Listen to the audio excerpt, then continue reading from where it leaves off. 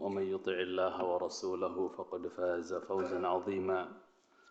أما بعد فإن أصدق الحديث كتاب الله وخير الهدى هدى النبي صلى الله عليه وسلم وشر الأمور محدثاتها وكل محدثة بدعة وكل بدعة ضلالة وكل ضلالة في النار. أما بعد.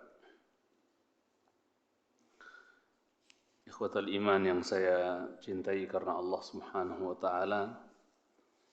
Alhamdulillah kita bersyukur kepada Allah Subhanahu wa taala atas semua limpahan karunia dan nikmat yang tidak putus-putusnya Allah Subhanahu wa taala curahkan untuk kita semua, yang mengharuskan kita semua untuk mempersembahkan kesyukuran kepada Allah Azza wa Jalla atas semua nikmat tersebut, agar kiranya nikmat-nikmat tersebut Allah langgengkan, bahkan juga Allah tambah. Kita hadiahkan salawat dan salam untuk Nabi tercinta Muhammad sallallahu alaihi wasallam, untuk keluarga, para sahabat tabi'in dan atba'ut tabi'in, dan kita mohon kepada Allah Jalla fi'ula agar kita diberikan tabat dan istiqamah dalam meniti sunnah-sunnah Nabi yang mulia alaihi salatu wassalam. Amin ya Rabb. Kita duduk kembali di pengajian rutin kita setiap sekali sebulan dari pembahasan kitab Al-Adabul Mufrad, buah karya Imam Abu Abdullah Al-Bukhari rahimahullahu ta'ala. Kalau tidak keliru kita masuk di babu birril abi, betul? Babu birril abi, bab berbakti kepada bapak. Kalau sebelumnya kepada ibu, sekarang kita masuk di bab berbakti kepada bapak. Berbakti kepada bapak juga tidak kalah besar atau tinggi manzilah dan kedudukannya di sisi Allah Azza wa Jalla, ya, selain berbakti kepada ibu. Dan saking tingginya kedudukan seorang bapak sampai Allah pernah bersumpah, ya, dengan bapak. Allah pernah bersumpah dengan seseorang yang dia berposisi sebagai bapak. Allah berfirman, ya, wa walidi wa ma walad. Dalam surah apa tu? Al-Balad. La uqsimu bihadzal balad wa anta hillum bihadzal balad. Terus wa walidi wa ma walad. Demi bapak. Allah bersumpah, ya, demi bapak, wa walidin, demi bapak, wa ma walad, dan apa yang ia lahirkan, maksudnya anak di sini yang dimaksud. Allah bersumpah dengan eratnya ikatan antara bapak dengan anak. Kalau Allah mengatakan begini tentang eratnya ikatan antara bapak dengan, ya, anak, lantas bagaimana dengan ibu dengan anak? Berarti makin erat lagi. Ikatan emosionalnya lebih kencang lagi, lebih erat lagi. Dan Allah menyebut bapak ini sebagai awsatu abwabil jannah. Al-walidu awsatu abwabil jannah, kata Nabi sallallahu alaihi wasallam. Seorang bapak itu adalah, ya, pintu surga terbaik. Ya. Awsat makna afdal. Berarti bapak itu adalah pintu surga yang, ya, terbaik. Ya, kalau seandainya bapak dikatakan pintu surga yang terbaik, berarti ibu berlipat-lipat lagi lebih baik. Karena ibu bapak itu adalah dua pintu surga. Kata Nabi, in syi'ta, ya, fa'adhi' dhalikal bab aw ihfadhhu. Kalau kau mau, sia-siakanlah pintu itu, ya, kalau kau mau pelihara pintu tersebut. Maksudnya kalau mau jaga pintu surga itu bentuknya apa? Maksudnya apa? Jaga, bakti kepada siapa? Orang tua. Menyanyiakan pintu itu maksudnya apa? Durhaka. Ya, waliyadzubillah. Kemudian yang mencintai karena Allah Azza wa Jalla, adapun hadis yang berkenaan tentang bapak yang mengatakan anta wa maluka li abik, engkau dan hartamu semuanya itu milik bapakmu. Ada kan hadis kayak gitu? Pernah dengar ya? Anta wa maluka li abik, engkau dan semua hartamu itu milik bapakmu. Maka hadis ini lemah, ya, yang mencintai karena Allah Subhanahu wa taala, tidak sahih, dhaif, dikarenakan ya dari harta kita itu bukan hanya bapak yang punya hak. Ada banyak orang yang punya hak dari harta kita tuh. Siapa di antaranya? Anak istri kita punya hak enggak? Ya, mereka punya hak. Bahkan kita punya kewajiban untuk apa? Menafkahi mereka. Ya, yang Nabi bersabda, "Kafa bil mar'i itsman an yudayyi'a man yaqutuhu." Cukup menjadi dosa, modal dosa buat seseorang dia menyanyiakan orang yang menjadi apa? Tanggungannya. Ya, kata Nabi sallallahu alaihi wasallam. Ya, jadi hadis ini enggak tepat karena bertentangan dengan hadis-hadis lain. Misalnya Nabi mengatakan inna li nafsika 'alaika haqqan. Dirimu atas apa? Maksudnya sesungguhnya bagi dirimu, atas dirimu ada hak yang harus ditunaikan. Kemudian ya wa inna li ahlika 'alaika haqqan, dan sesungguhnya bagi keluargamu atas dirimu ada hak. Ya. Berarti bertentangan kalau dikatakan semua harta milik bapak. Kita dan harta kita semuanya milik bapak. Bertentangan karena ada hak orang lain juga dari harta kita tersebut. Bahkan wa inna li rabbika 'alaika haqqan. Bahkan bagi Tuhanmu atas dirimu ada hak. Ya, kita zakat, berinfak, ya dan seterusnya. Ya. Jadi tidak tepat hadis tersebut karena bertentangan dengan riwayat-riwayat yang lain. Ya. Dan Rasul katakan fa'ati kulladzi haqqin haqqah. Berikanlah setiap yang memiliki haknya. Masing-masing yang punya hak ya berikan haknya. Jangan jangan dicegah dari haknya. Begitu juga kalau seorang anak meninggal, semua hartanya peninggalan hartanya semua itu semua harga hartanya itu, maksudnya ketika seorang anak meninggal tidak semua hartanya diwarisi oleh siapa? Oleh bapak. Maksudnya enggak semua. Ya, di situ ada ahli waris yang lain, ya kan? Ya.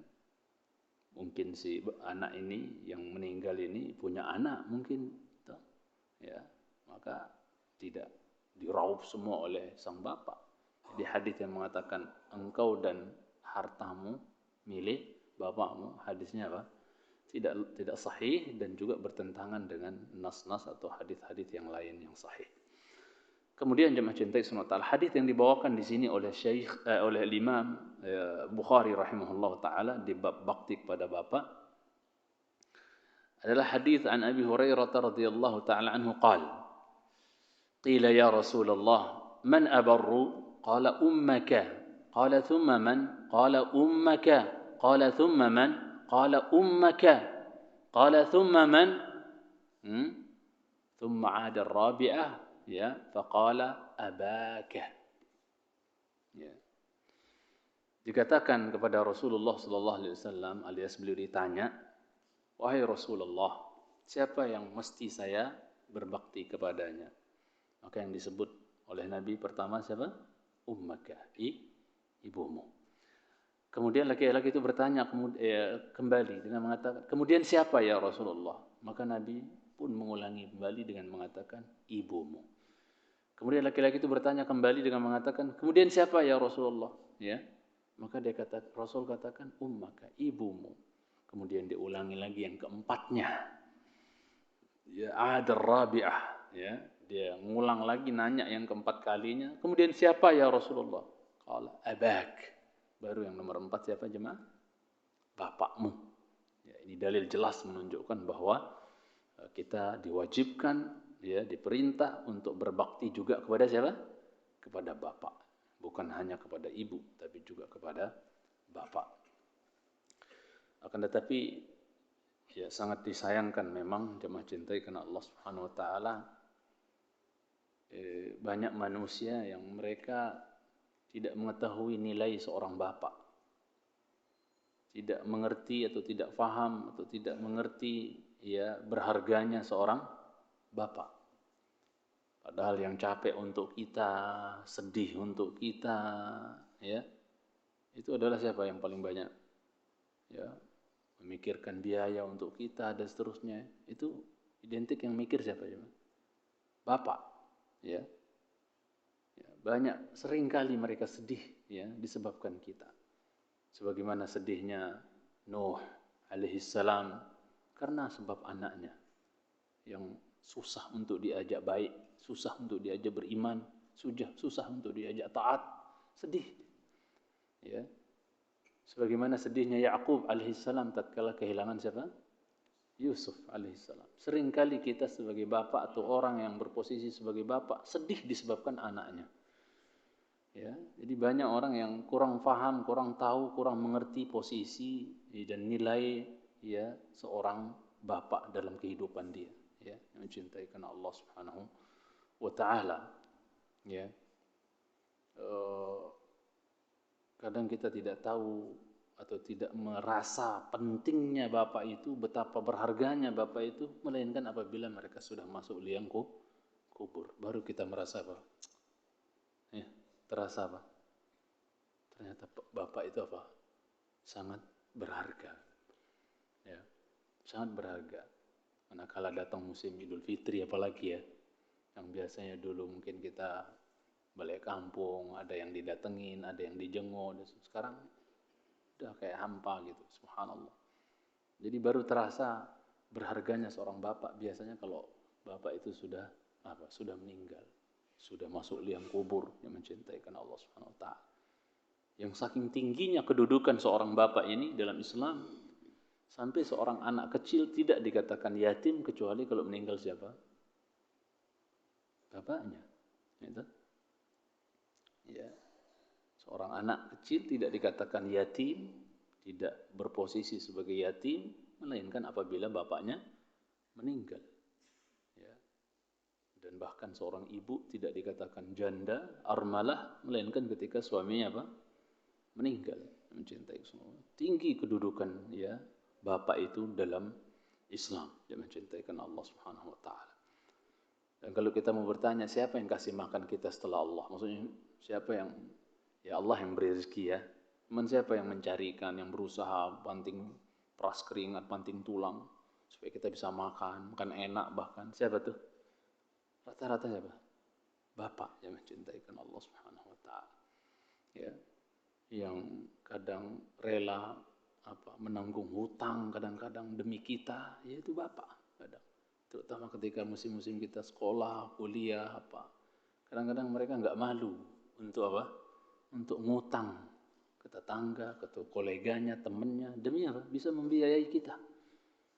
Yang kadang subhanallah sangat disayangkan kebaikan mereka itu, sebagaimana dikatakan air susu dibalas air tuba. Kadang-kadang kebaikan mereka itu dilupakan setelah mereka sudah tua, sepuh, malah kesannya kayak merepotkan gitu kan. Dianggap sosok yang merepotkan karir dia, ya, kesibukan dia dan seterusnya. Sampai tidak sedikit yang ngarep bapaknya cepat mati. Waliyadzubillah. Ya, waliyadzubillah. Padahal dulu segalanya dia tahan, dia tanggung demi anaknya tersebut. Ya. Maka kalau saya boleh katakan, satu orang bapak itu lebih baik dibandingkan seribu ustadz. Satu orang bapak itu lebih baik dibandingkan 1000 guru.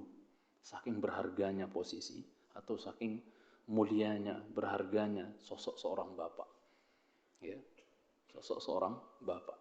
Satu orang, ya, seorang bapak sekali lagi dikatakan oleh ahli ilmu lebih baik dibandingkan 1000 guru. Ya, subhanallah. Ya, dalam hal mendidik yang tidak ada yang seikhlas siapa? Bapak, ya enggak? Selegowo bapak dan seterusnya. Ya, Allahu Akbar. Kemudian jemaah cintai karena Allah Subhanahu wa taala, sampai di dalam hadis sahih Muslim, Nabi kita sallallahu alaihi wasallam mengatakan la yajzi waladun ya walidahu illa an yajidahu mamlukan fayashtariyahu fayu'tiqahu. Seorang anak tidak akan pernah bisa membalas kebaikan bapaknya. Seorang anak tidak akan pernah bisa membalas jasa siapa? Bapaknya. Kalau ini bapak, bagaimana? Ibu lebih-lebih lagi. Kata Nabi, seorang anak nggak akan pernah mampu membalas jasa bapaknya, kecuali dia mendapatkan bapaknya itu berposisi sebagai apa? Mamluk, abdan, apa? Budak. Fayashtariyahu, kemudian dia beli bapaknya itu. Fayu'tiqahu, setelah itu dia merdekakan. Ya, Nabi memberikan gambaran seperti ini, saking langkahnya terjadi seperti ini. Dan ini berarti menunjukkan saking susahnya seorang anak untuk bisa membalas siapa? Jasa bapak. Kondisi anak bisa nemuin bapaknya jadi budak, kemudian dibeli, kemudian dimerdekakan. Itu susah nggak jemaah terjadi? Langka terjadi, susah. Sesusah itu pula untuk bisa membalas jasa siapa? Seorang bapak. Ini gambaran dari Nabi kita Sallallahu Alaihi Wasallam. Ya. Jadi penting, seorang bapak itu posisinya sangat penting dalam kehidupan kita. Ya, betapa sulitnya kondisi kehidupan apabila tanpa bapak. Jangan cintai SWT. Sampai dikatakan fuqdanul abi mautun fil hayah. Hilangnya bapak kematian dalam kehidupan itu. Hilangnya bapak itu ibarat kematian. Jadi kayak separuh nyawa kita itu sudah terambil, apalagi kita masih bocah, masih kecil, kemudian bapak kita meninggal, itu rasanya separuh hidup kita udah diambil. Ya. Sampai ada ungkapan seperti itu, saking ya pentingnya, urgennya posisi atau manzilah kedudukan dari seorang bapak yang mencintai SWT. Maka pesan saya di majelis ini untuk diri saya pribadi yang masih punya bapak, ya, dan antum mungkin banyak yang masih punya bapak, pesan saya, wasiat saya yang bisa kita tarik dari hadis yang kita bawakan ini, siapa yang Allah masih karuniakan bapaknya hidup sampai sekarang, maka tolong jaga baik-baik bapaknya sebelum Allah ambil dia. Entah kita yang diambil duluan atau bapak kita diambil duluan. Jaga, mumpung dia masih ada, berbakti, ya, berakhlak yang baik, bikin mereka tersenyum, bikin mereka bahagia, senang, semampu kita.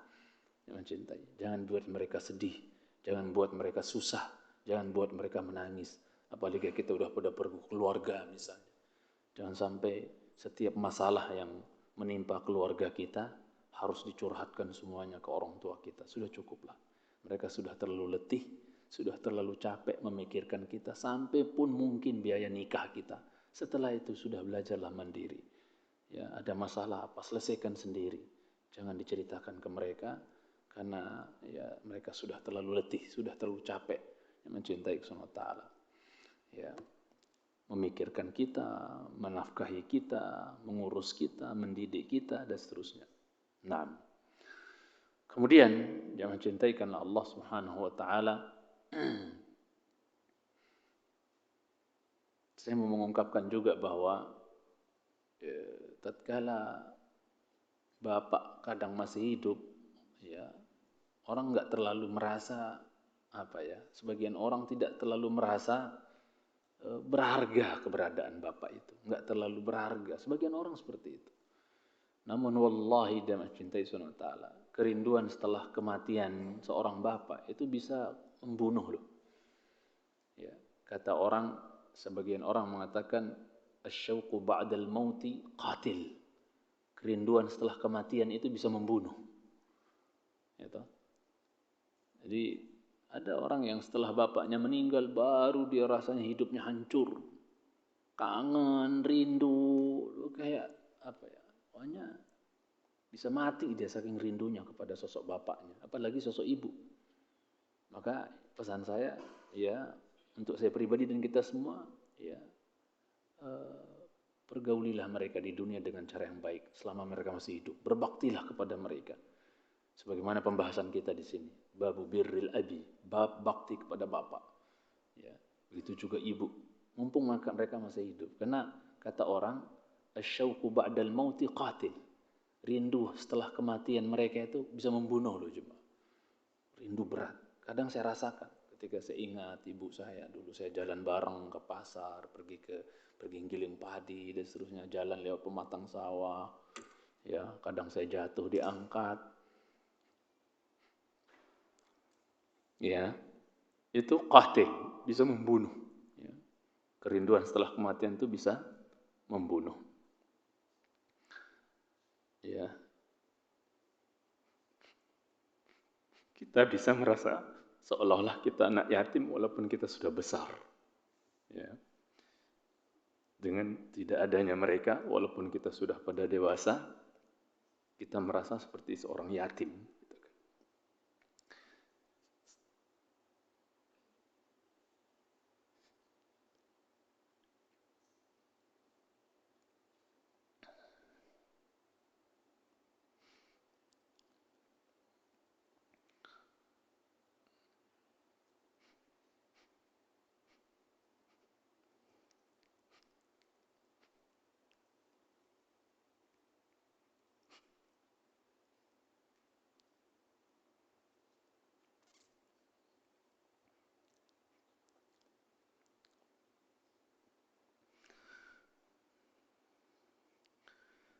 Al-Imam Muslim rahimahullah ta'ala pernah meriwayatkan hadis ya, di mana Nabi kita sallallahu alaihi wasallam pernah berkata atau bersabda, raghima anf, raghima anf, raghima anf. Celakalah, celakalah, celakalah. 3 kali beliau sallallahu alaihi wasallam mengucapkan hal tersebut atau ucapan tersebut. Qila man ya Rasulullah? Kemudian beliau ditanya alaihi salatu wassalam, siapa itu ya Rasulullah yang celaka itu? Ya. Qala man adraka abawayhi 'inda al-kibari ahadahuma aw kilahuma falam yadkhulil jannah. Ya, kata Rasulullah sallallahu alaihi wasallam, orang yang celaka itu adalah orang yang mendapatkan kedua orang tuanya ketika sudah lansia, salah satu dari keduanya atau dua-duanya masih hidup, kemudian dia tidak masuk surga. Dalam artian dia tidak berbakti kepada kedua orang tuanya yang sudah lansia tersebut, dengan sebab itu dia masuk neraka dan tidak masuk surga. Celaka orang tersebut. Raghima anf itu jemaah orang yang jatuh sungkur di tanah, hidungnya yang kena duluan. Tidak sempat bertumpu dengan tangan, malah apa? Pas jatuh, hidungnya yang nyosor langsung kena di tanah. Itu raghima anf. Menunjukkan kecelakaan dan kehinaan. Hina sekali. Orang yang mendapatkan kedua orang tuanya, salah satunya atau dua-duanya dalam kondisi lansia, kemudian dia tidak masuk surga. Dalam artian karena dia berlaku durhaka kepada kedua orang tuanya tersebut. Ya, waliyatubillah. Sebagian mereka, ya, bapaknya, ibunya mati, sebagian manusia, apalagi zaman sekarang, bapaknya, ibunya mati, ya, terkait tentang bakti kepada bapak ya. Sebagian ibu bapaknya meninggal dua-duanya, kadang-kadang ketika buat status atau apa, entah kangen ibu atau apa, itu yang ditulis cuma ibu saja. Ya. Padahal yang meninggal juga bapaknya. Jadi kayak bapak itu kayak di anak tiriin gitu kan. Padahal dua-duanya sudah meninggal, tapi di status yang disebut cuma siapa? Cuman bapak. Ada tipe-tipe orang kayak gitu, cuma cintai. Kayak nggak penting bapak itu. Subhanallah.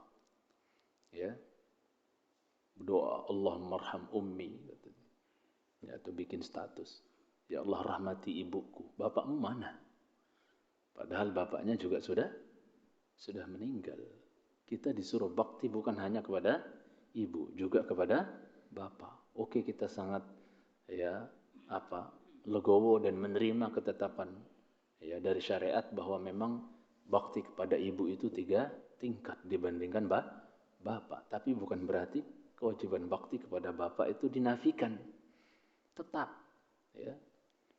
Jadi kalau kita doakan ya doain dua-duanya. Mencintai Allah Ta'ala. Anak pribadi ketika saya mendoakan ibu saya dalam sujud yang sudah meninggal, itu ya imamnya sudah bangkit duluan misalnya, belum sempat nyebut doa untuk bapak saya yang masih hidup, itu kayak terasa apa ya, bersalah saya rasa. Duh, belum sempat, imamnya udah bangkit duluan, saya baru bilang Allahumma gfirli ummi, mau doain bapak saya udah bangkit imamnya, itu merasa apa? Padahal bapak saya masih hidup. Itu merasa kayak ada salah gitu dalam hati saya. Ya, yang nanti di sujud berikutnya saya segerakan subhana rabbil a'lanya 3 kali, tiga kali, kemudian saya cepat-cepat doakan lagi buat ibu saya dan bisa nyambung untuk doakan bapak saya. Ya, jadi apa ya? Jangan sampai ya doa-doa kita hanya tertuju untuk ibu kita, bapak kita lupakan. Dia sangat penting. Kedudukan bapak itu sangat penting. Jangan mencintai karena Allah Subhanahu wa taala. Ya, demi Allah, kerutan yang ada di kening bapak kita itu, ya, itu apa? Sebabnya adalah kita dan ibu kita, kalau boleh kita katakan. Untuk memenuhi kebutuhan ibu kita dan kita sebagai anaknya, akhirnya apa? Kerut keningnya itu mikir gimana. Berapa lipat itu mikir nih gimana caranya nih, anakku mau sekolah, anakku mau kuliah, ngerut. Itu karena kita dan ibu kita. Kemudian kita sisihkan dia dari kehidupan kita, dari doa kita, durhaka sekali kita jangan cintai karena Allah Subhanahu wa taala. Waliyadzubillah. Ya. Jadi saya sering mengatakan jangan sampai kita jadi anak yang seolah-olah menjadikan bapak itu footnote dalam buku. Ya. Jangan kita jadikan bapak itu seolah-olah footnote dalam sebuah buku. Ya, mencintai Subhanahu wa taala. Sungguh bapak dalam ya banyak kondisi, kalau boleh saya katakan itu pahlawan tak dikenal, ya mencintai sonata. Pahlawan yang tak dikenal. Ya subhanallah. Yang kadang dilupakan, jasa-jasanya dilupakan, ya mencintai sonata. Saya mau tanya, siapa yang paling bahagia tatkala mendengar ya bahwasanya pas USG ya atau pas apa tuh? Pas tes pack atau apa? Ibu antum itu. Siapa yang paling bahagia di waktu itu? Tetangga, kakek, nenek. Siapa yang paling bahagia? Bapak. Oh, bisa loncat-loncat itu. Seneng. Alhamdulillah, aku punya anak. Seneng karena antum. Bahagianya tiada tara itu. Bangga. Oh, dia merasa jadi calon bapak. Udah prepare dia, udah siap-siap dia. Mau beli ini, beli itu. Nanti kalau anak saya lahir, oh Masya Allah. Belum lahir berapa bulan lagi, 9 bulan lagi udah beli ini, beli itu, siapin ini. Oh udah nabung, semangat kerja. Demi kita. Lah kemudian mereka sudah dewasa, kita udah dewasa, mereka udah lansia. Kita sisihkan dia, kita jadiin dia footnote. Gak penting bagi kita ya keberadaan mereka. Ya, hanya ibu misalnya. Terus bapak kita lupa gitu kan. Waduh. Kemana ilmunya kalau seperti ini? Jangan cintai sonota. Ya. Tidak ada manusia yang paling bahagia tatkala tahu ibu antum positif hamil antum itu kecuali bapak. Mencintai karena Allah Subhanahu wa taala. Sehingga ketika tahu sang istrinya sedang mengandung antum sebagai anak, wallah, dia berusaha memberikan asupan terbaik, beli susu yang terbaik, beli Masya Allah, apapun yang dimau ibunya, ya, apapun yang dimau oleh ibunya demi kebaikan janinnya tersebut, kesehatan janinnya, oh dia berusaha, dia pontang-panting itu. Beli apa di jalan, capek, letih, mampir dia. Supaya, ya, ibaratnya yang makan 2 orang nih udah gitu kan. Dedeknya di dalam biar Masya Allah seneng, sehat, maksudnya seger, bagus janinnya. Ya, ya. Jadi semua dipikirkan oleh dia, oleh sang bapak tersebut. Kadang ibu-ibu ngidamnya macam-macam dan seterusnya. Itu suami Masya Allah. Sampai na'udzubillah ada yang nyolong mangga tetangga kadang-kadang. Gitu. Ya. Malam-malam minta apa? Minta mangga mentah atau apa? Atau ada. Nggak tahu apa itu sekedar. Tapi nggak tahu ya. Katanya sih emang begitu katanya gitu. Allah alam bener apa enggak. Ya, ngidam ini, ngidam itu kadang-kadang. Ya. Jadi semuanya dia berusaha untuk datangkan. Ya. Bahkan ketika menjelang antum mau lahir sebagai anak, lahir, panggil dengan nama anak tersebut. Ya, Abu siapa gitu kan. Ya kan nanti. Ya. Bagi yang paham kunyah ya, supaya dia dipanggil dengan kunyah yang bagus, cakep. Dia mikir tuh, nama anak saya siapa ya. Supaya nanti saya pas dipanggil, weh Abu Fulan, Abu Usama, Abu Haidar, Abu siapa misalnya, Abu Ahmad, oh dipikir nama yang terbaik supaya pas dipanggil itu cakep gitu kan. Oh Masya Allah, semua dipikirin oleh dia. Ya, subhanallah. Nah, kemudian yang mencintai karena Allah Subhanahu wa taala, ya, yang terkadang apabila bapak kita pulang kerja, letih, capek, ya, dia mampir untuk mencarikan makanan yang kita suka, kita senang, ya, supaya pas nanti pulang, ya buka pintu anak-anak nyambut, senyum, bapak bawa ini, bapak senang dia. Itu seletih apapun bapak ngelihat anak-anaknya pada ketawa pas bawa oleh-oleh apa pulang, wah itu Masya Allah, hilang rasanya Pak, letih itu, ya enggak coba? Ya. Apalagi pas masih kecil-kecil kita itu, selucu-lucunya, ya. Bapak seletih apapun, itu kalau udah pulang lihat kita, wih Masya Allah. Buyar capeknya, letihnya, waduh Masya Allah. Digendong-gendong, dicium-cium, letihnya hilang. Saking luar biasa, sayangnya dan seterusnya. Mencintai karena Allah Subhanahu wa taala. Ya, demi supaya kita bisa tersenyum, senang, apapun dia lakukan. Mencintai Subhanahu wa taala. Bahkan kadang bertahun-tahun dia nggak ganti sepatunya, yang penting anaknya bisa pakai sepatu baru gitu kan. Bertahun-tahun bajunya nggak ganti-ganti, itu saja demi supaya anak-anaknya bisa pakai baju baru dan seterusnya. Allahu Akbar, perjuangan mereka luar biasa. Mereka rela habis demi anak-anaknya. Saya sering ibaratkan bapak itu seperti biji ya, biji ketika dia mulai numbuh tunasnya, apa bahasanya? Ya, tunas ya. Begitu tumbuh, maka apa? Biji itu, biji ini ibarat bapak. Tunas ini adalah anak, ya kan? Semakin gede tunas, apa yang terjadi dengan biji itu? Lama-lama menghilang, ya enggak? Lama-lama hilang, habis dia. Anaknya gede. Seperti itu seorang bapak yang mencintai karena Allah Subhanahu wa taala. Ya. Yang jadi pertanyaan sekarang, ya, berapa sering kita masuk ke rumah bapak kita, ke kamar bapak kita, ya, untuk kita jenguk dia, atau berapa sering kita pulang kampung misalnya, ya, untuk menjenguk bapak kita supaya kita bisa melihat beliau tersenyum dengan kedatangan kita. Dulu dia pulang, ya, kita sebagai anak senyum, senang, bahagia, bapak semua jingkrak-jingkrak.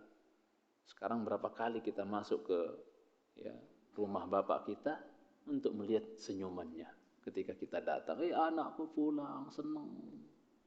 Masya Allah. Ini jadi renungan buat kita masing-masing yang mencintai karena Allah Subhanahu wa taala. Kita kadang nggak ngerti apa minuman yang paling disuka oleh bapak kita atau makanan yang paling disuka oleh bapak kita.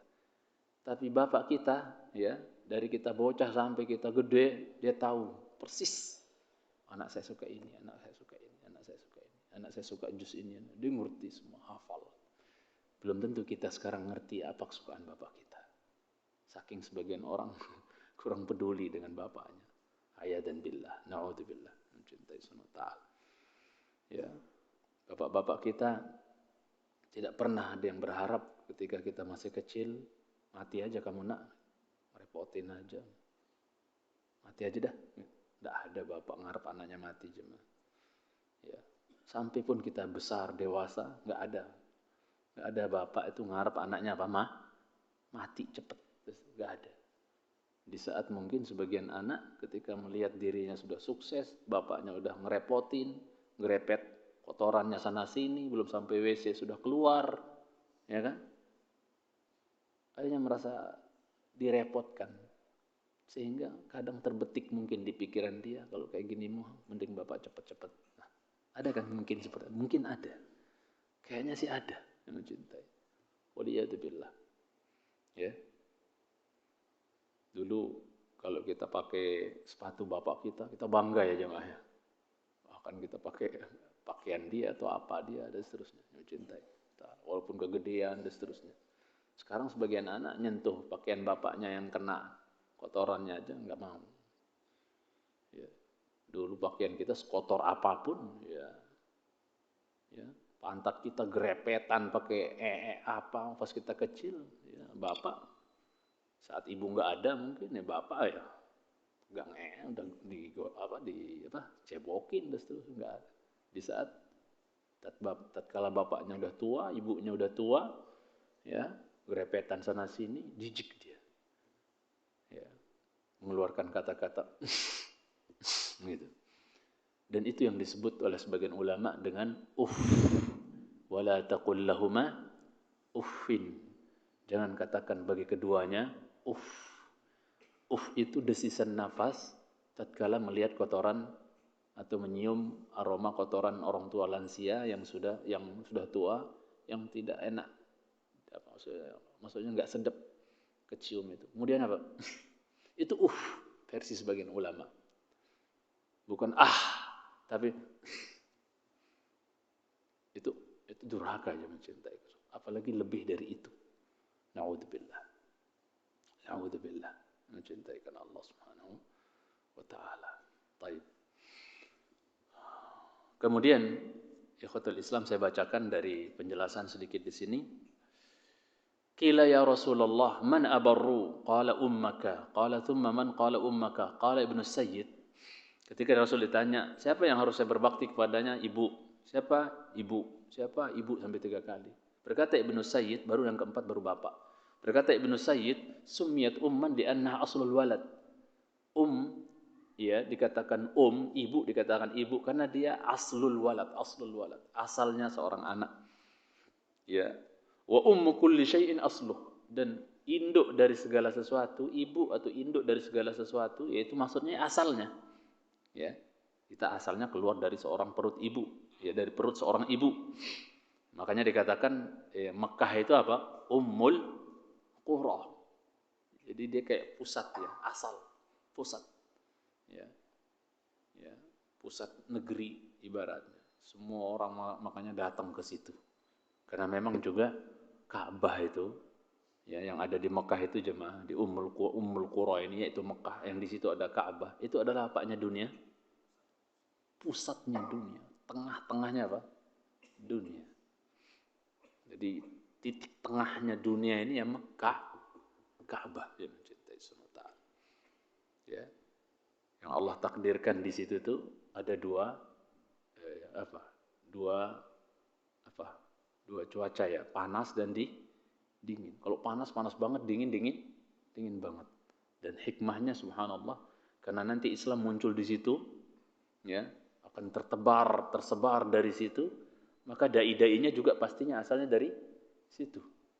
Sedangkan ya negeri-negeri yang harus didatangi kan jauh-jauh dan seterusnya itu ya, ya kondisi cuaca yang ada di masing-masing negeri yang jauh tersebut macam-macam. Ada yang dingin, ada yang panas.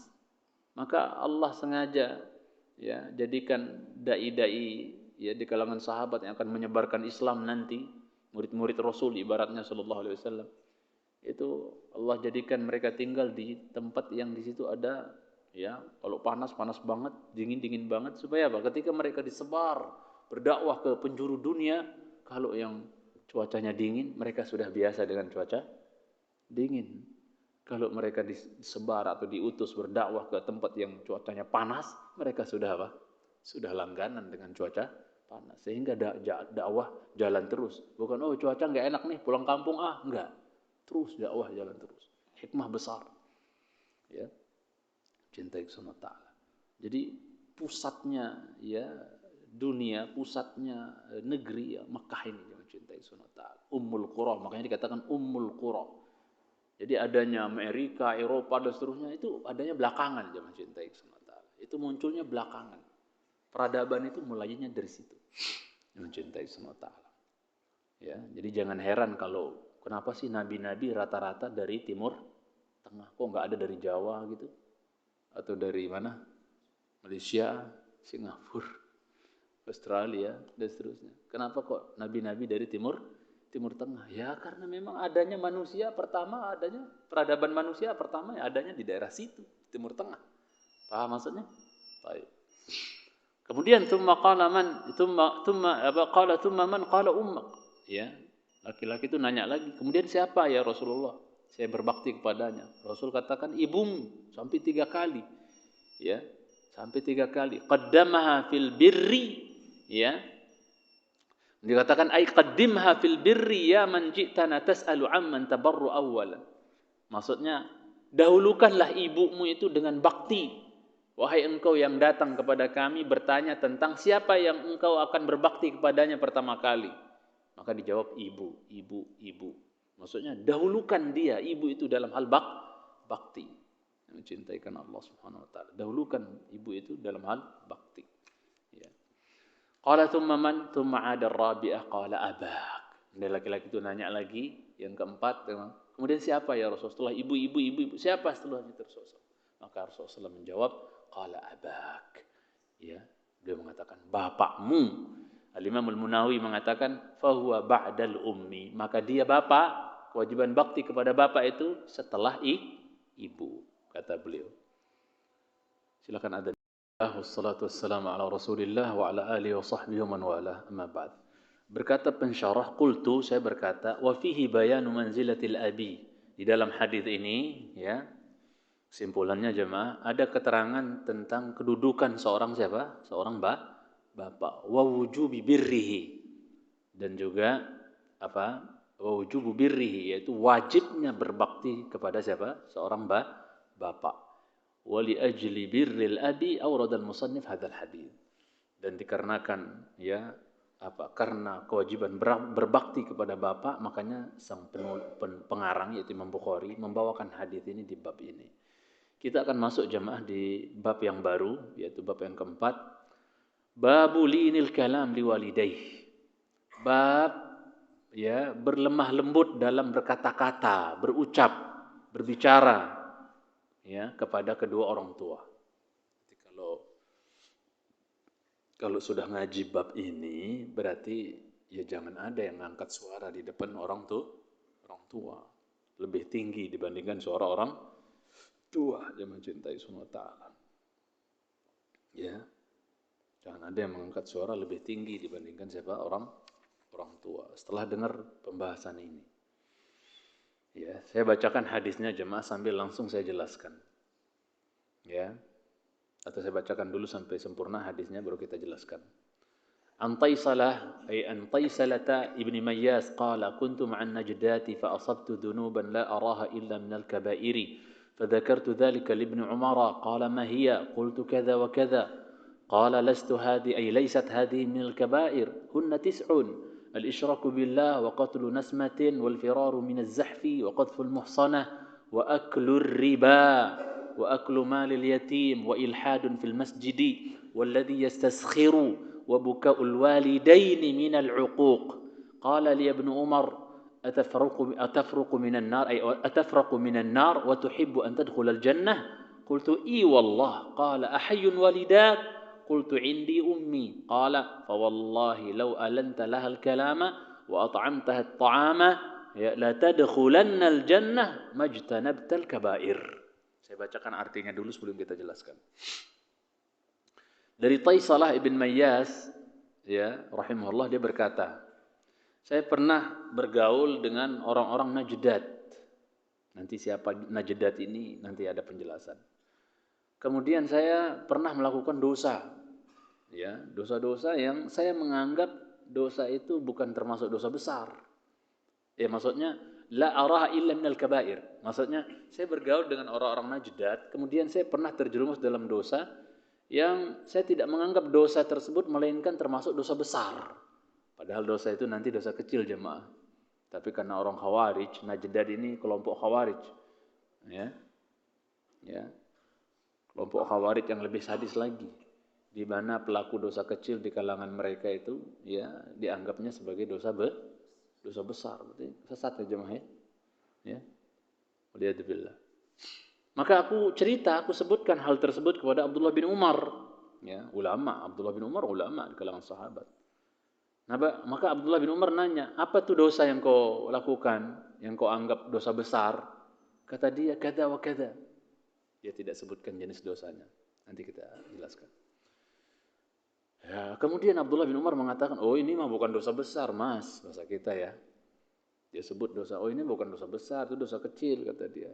Tapi karena terpengaruh pemikiran orang-orang Khawarij, Najdat, dia anggap itu dosa besar, padahal dosa kecil. Dosa besar itu 9 kata versi Abdullah bin Umar. Jadi kalau versi hadis Bukhari Muslim itu ada 7 ya kan? Pernah sering dengar kan? 7 dosa besar ya kan? Kalau versi hadis ini berapa? 9 ya. Mencintai SWT. Kalau mazhabnya Abdullah bin Abbas ya, apa? Oh, dosa besar itu apa? 70. Ya. 70. Makanya Imam Zahabi dalam kitab Al-Kabair menyebutkan sekitar berapa? 70-an dosa besar tak? Nah, itu. Ada perselisihan memang. Tapi tidak ada yang pertentangan. Sahih insyaallah semua. Maka Abdullah bin Umar menceritakan dosa-dosa besar tuh nih, dengar. Dosa-dosa besar tuh ini. Ya, syirik satu, menyekutukan Allah. Kemudian membunuh jiwa tanpa hak pastinya. Kemudian lari dari medan perang. Kemudian juga menuduh wanita baik-baik berzina. Terus apa lagi? Makan riba. Kemudian makan harta anak ya, yatim. Kemudian apa? Melakukan ilhad di dalam masjid, kezaliman di dalam masjid. Ya. Kemudian juga istiskhar, yaitu apa? Nyuruh orang kerja, ya, udah selesai kerja kagak dikasih upah, gaji dan seterusnya. Itu dosa besar. Versi Abdullah bin Umar itu dosa besar. Bertakwalah kepada Allah, orang yang punya karyawan kemudian tidak dikasih gajinya.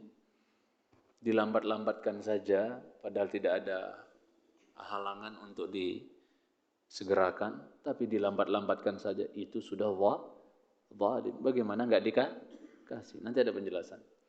Kemudian juga dosa besar yang lain adalah apa? Ya, menangisnya kedua orang tua disebabkan durhakanya anak. Menangisnya dua orang tua disebabkan kedurhakaan anak. Itu dosa besar. Kemudian Abdullah bin Umar nanya kepada Taisalah, kamu takut enggak dari neraka? Kamu pengen enggak masuk surga? Pertanyaannya simpel. Kamu takut neraka enggak? Pengen masuk surga enggak? Ya. Taisalah mengatakan, "Iwallah." Tentu maulah. Siapa yang enggak mau masuk surga? Takut dari neraka. Siapa yang enggak takut neraka pengen masuk surga? Siapa? Iwallah. Tentu mau banget. Demi Allah. Maka Abdullah bin Umar nanya, "Ahayyun walidak?"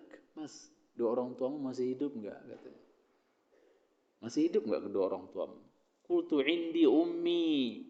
Aku menjawab, aku tinggal punya ibu doang. Bapakku udah meninggal, dah wafat. Tinggal ibuku saja. Kata dia. Qal, maka Abdullah bin Umar mengatakan, "Fa wallah."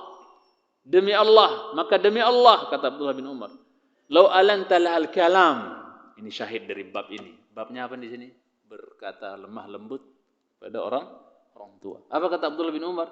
Sekiranya kau lemah lembut ya dalam berkata ya kepada kedua orang tuamu tuh atau kepada ibumu yang masih hidup maksudnya kan ini yang masih hidup ibunya tuh.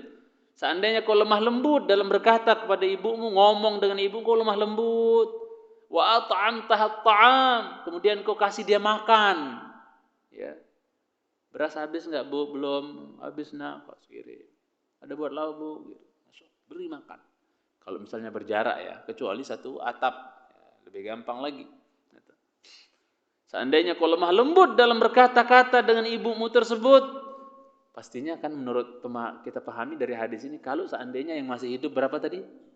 Kalau seandainya yang masih hidup dua-duanya, pasti Abdullah bin Umar akan mengatakan, sekiranya kau lemah lembut dalam berkata kepada keduanya, ibu bapak, dan kau beri makan keduanya.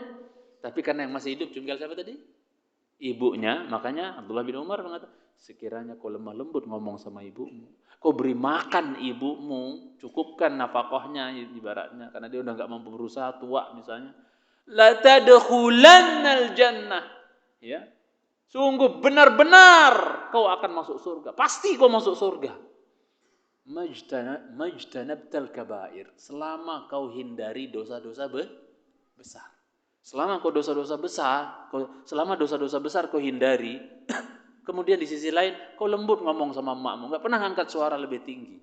Lembut ngomong, kalau hidup dua-duanya ya orang tua, bapak ibu lah. Kau lembut dalam berbicara dengan orang tuamu. Kau kasih makan mereka, cukupi nafkah mereka. Kau nggak biarkan mereka kelaparan.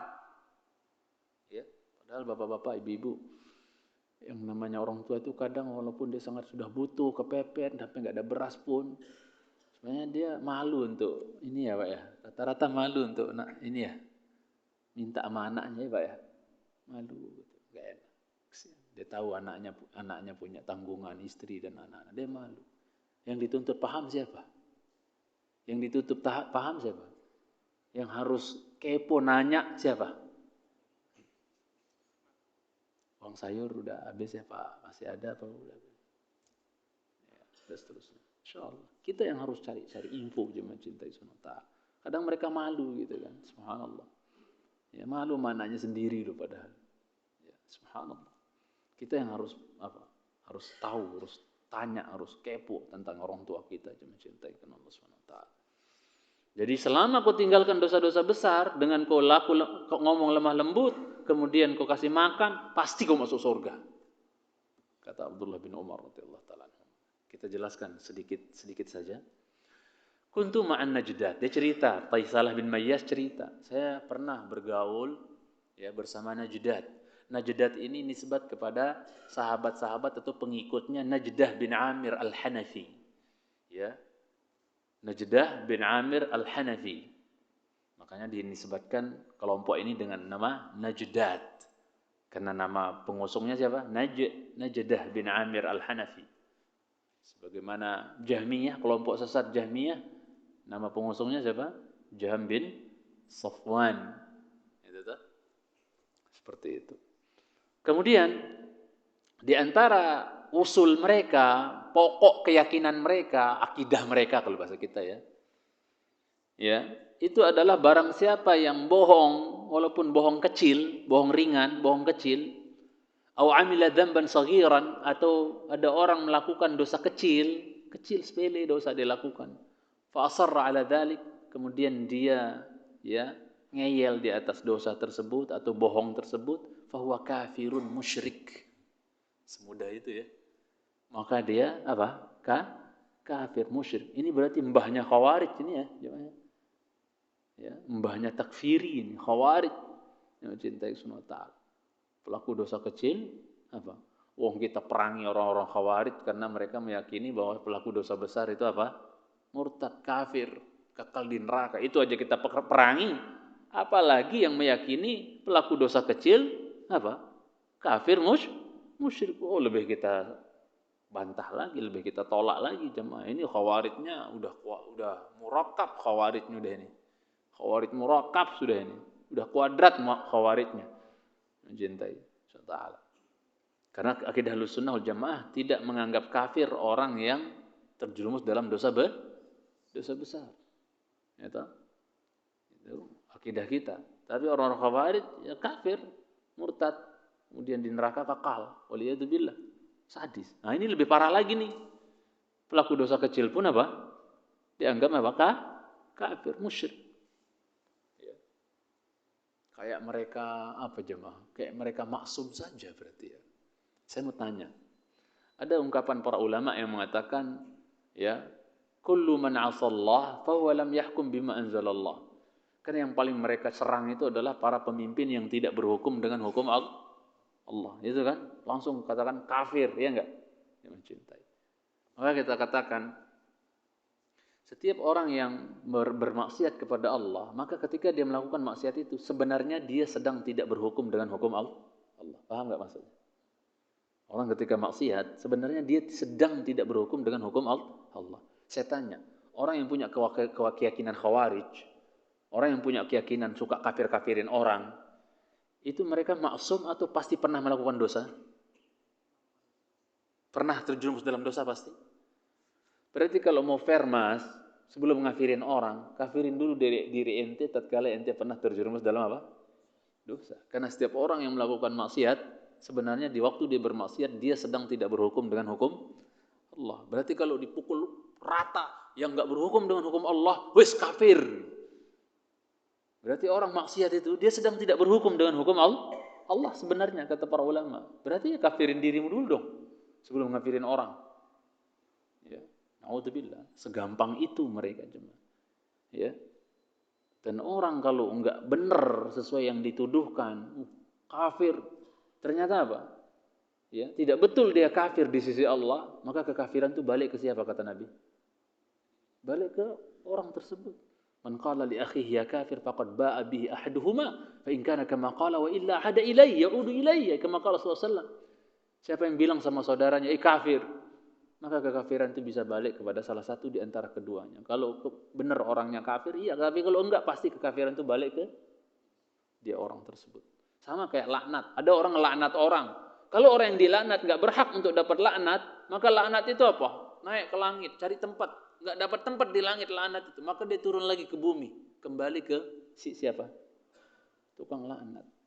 Saya yakin 100% orang-orang Syiah Rafidhah yang hari-harinya kerjaannya melaknat Abu Bakar, Umar, Uthman, sahabat semuanya kecuali beberapa yang mereka enggak laknat setiap hari. Ibunda Aisyah dilaknat, Hafsah dilaknat dan seterusnya.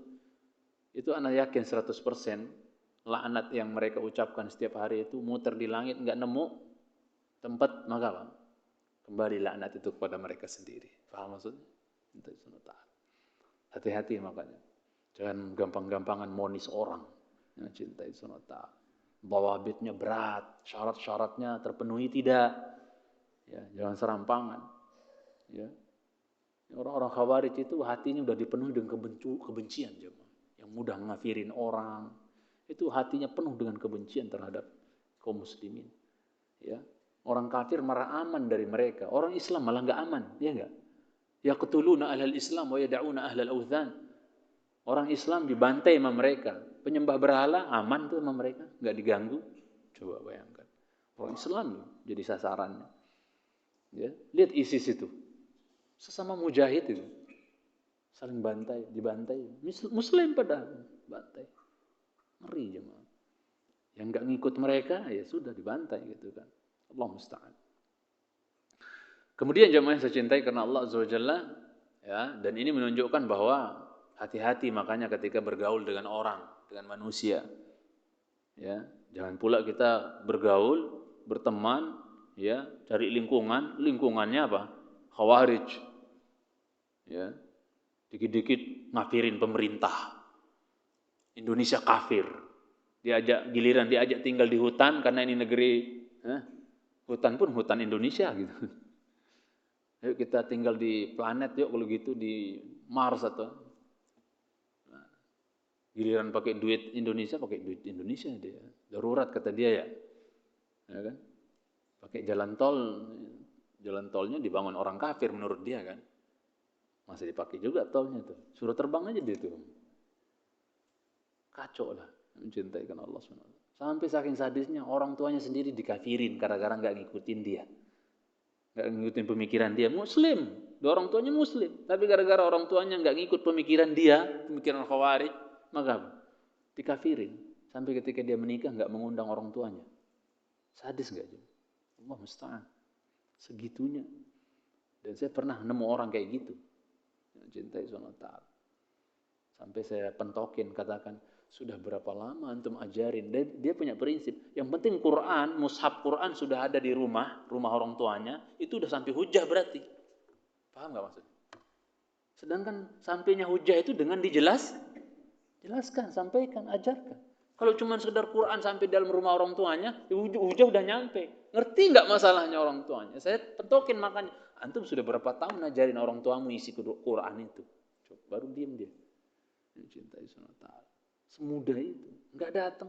Enggak diundang orang tuanya coba. Nikah enggak diundang orang tuanya. Karena kafir. Ya. Dulu kalau sholat di kampus itu, sebagian mereka ini, kalau sholat di kampus, ya, kalau ustadz-ustadz yang dianggap oleh mereka kafir, ya, kalau ngimamin sholat Jumat, dia ngulang lagi sholat. Di belakang. Ada benih-benih itu. Mencintai. Sebagian sudah kembali tobat, sebagiannya mendekam di penjara sekarang. Di Nusa Kambangan sana. Cilacap ya.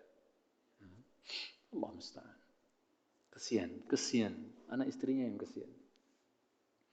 Ya. Dan kampus juga dirugikan dengan adanya sosok-sosok seperti itu kan. Ya, rusak nama kampus, dituduh sarang teroris, ya enggak, rusak nama kampus dengan orang-orang, naudzubillah. Maka hati-hati jemaah dalam bergaul, nyari lingkungan juga hati-hati. Ya. Jangan sampai kita berteman, bergaul sama orang-orang yang punya pemikiran takfir, khawarij. Ya. Apalagi dulu yang marak banget tuh, yang kalau habis sholat di masjidnya dipel, itu kan benar-benar kafir berarti, selain dia kan najis. Ya, Allah Ta'ala. Yang terakhir mungkin saya sampaikan, tidak selesai penjelasan hadis ini, nggak mungkin karena panjang sekali penjelasannya, saya panjang. Wa qalu ashabul kabairi minhum laisa kuffara. Anehnya pelaku dosa besar di kalangan mereka itu apa? Tidak kafir. Aneh nggak jemaah? Jadi kalau untuk mereka nggak kafir, kalau orang kafir. Orang pelaku kecil, dosa kecil saja kalau di luar mereka kafir. Kalau mereka pelaku dosa besar saja nggak kafir. Apalagi pelaku dosa kecil di kalangan mereka, lebih nggak kafir lagi. Paham nggak maksudnya jemaah? Ini fair nggak jemaah? Kalau orang kafir, kalau dia enggak. Ini kayak gini, apa kayak gitu jemaah? Aneh ya? Ya, sangat aneh yang mencintai Allah Ta'ala. Ya. Jadi ashabul kabair minhum laisu kuffara. Pelaku dosa besar di kalangan mereka tuh nggak kafir. Ada yang berzina nih kalangan mereka, ya misalnya, itu nggak kafir menurut mereka. Itu ya. Kalau orang lain, jangankan zina yang dosa besar, melakukan dosa kecil aja udah kafir katanya, nggak fair. Celek sekali ini, ya kelompok jemaah, kelompok najdahin. Ya. Wa ashabul kabair min ghairihim kuffar. Adapun pelaku dosa besar dari kalangan selain mereka itu kafir. Ya, ini dijelaskan dalam kitab Al-Fasl oleh Imam Ibn Hazm rahimahullah ta'ala. Fa asabtu dhunuban la araha illa minal kabair. Maka aku pernah kena melakukan dosa yang saya tidak melihat dosa itu melainkan termasuk dosa besar, kata dia. Qala Ibnu Al-Athir al-kabair wahidatuha kabirah. Yang namanya kabair itu ya singlenya, mufradnya adalah kabiratun. Kabiratun satu dosa besar. Kalau kabair berarti apa? Dosa-dosa besar yang banyak. Nah, itu. Kemudian contohnya disebutkan di sini kal qatli seperti membunuh, wazina, wal firar min az-zahfi, lari dari medan perang dan yang lainnya. Qultu wa la'allahu ra'aha min al-kaba'ir ta'athuran min suhbatin najdad. Kata pensyarah kitab ini, bisa jadi dia meyakini bahwasanya apa? Dosa-dosa kecil tersebut dianggap dosa besar oleh dia, dosa kecil itu dianggap dosa besar oleh dia karena sebab pengaruh bergaul sama siapa tadi? Orang-orang najdat tersebut.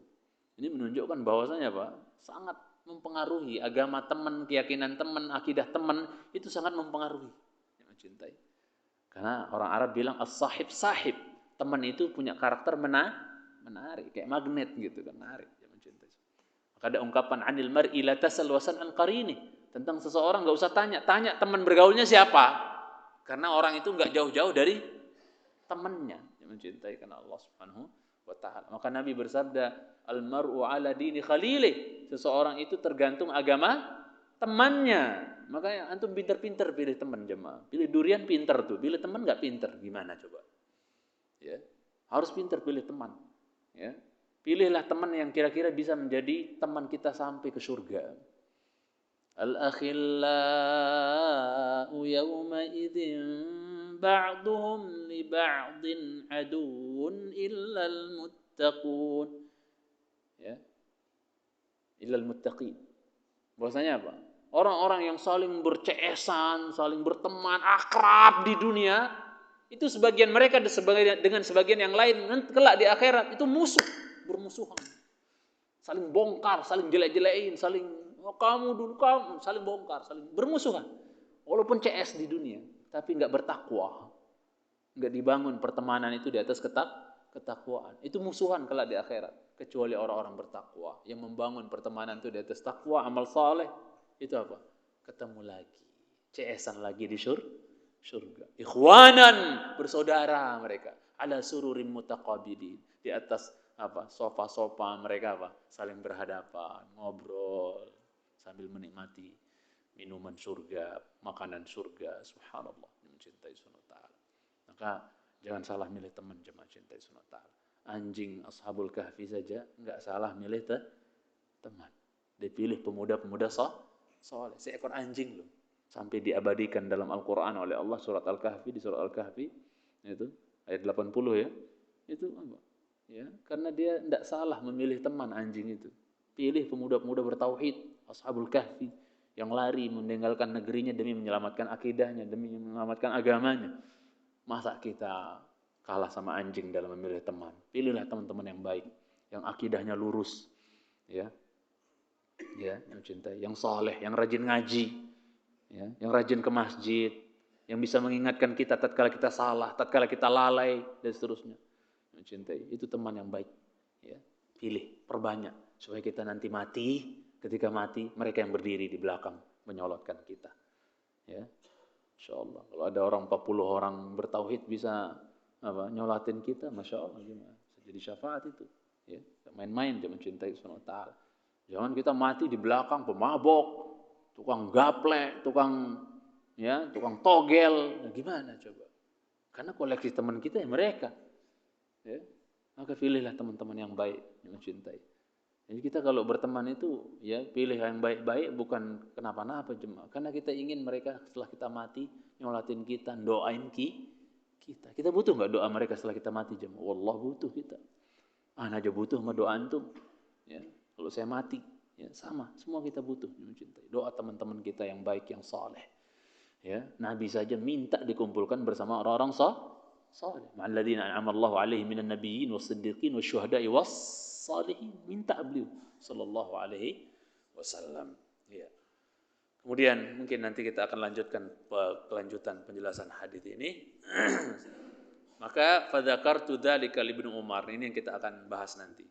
Maka saya ceritakan hal itu kepada Abdullah bin Umar. Ini menunjukkan jemaah kalau ada perkara apa ya, ganjel apa yang bikin kita ragu, bikin kita mengganjal di pikiran dan seterusnya, ini benar apa salah dan seterusnya, jangan dipendem dewe. Diam, enggak mau nanya, gengsi, malu, jangan. Nanya, datang ke Pak Ustadz, ke siapa yang paham, yang berilmu. Ya, kita tanyakan kepada dia, ini gimana, saya kondisinya begini, ini gimana ya kira-kira. Tanyakan, jangan sampai kita diem. Ya, jangan biarkan kita terus dalam kegundahan, kegalauan yang bisa jadi yang membuat kita gundah gulana itu, yang ragu, rancu tersebut itu adalah sebuah kesalahan, bahkan mungkin sebuah maksiat yang kalau kita nggak tanya kepada ahlinya, ini kita maksiat terus tuh. Maka bertanya jemaah. Nah, ini orang nanya kepada Abdullah bin Umar, ini benar nggak saya nih kayak gini nih keyakinan saya nih? Baru diluruskan oleh Abdullah bin Umar. Pertanyaan pertama dan terakhir, kemudian kita sholat. Ini kayaknya pertanyaan waktu sebelumnya ini belum sempat terjawab. Semoga Allah menjaga antum dan kaum muslimin. Allahumma amin. Antum juga yang bertanya, Ustaz, apakah panjang dan pendek bacaan di Fatihah yang tidak benar? Apa katanya ini?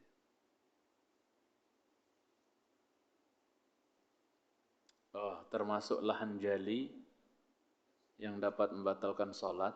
Panjang pendek itu enggak masuk dalam kategori lahan jali. Maksudnya keliru dalam panjang pendek, mat istilahnya kan.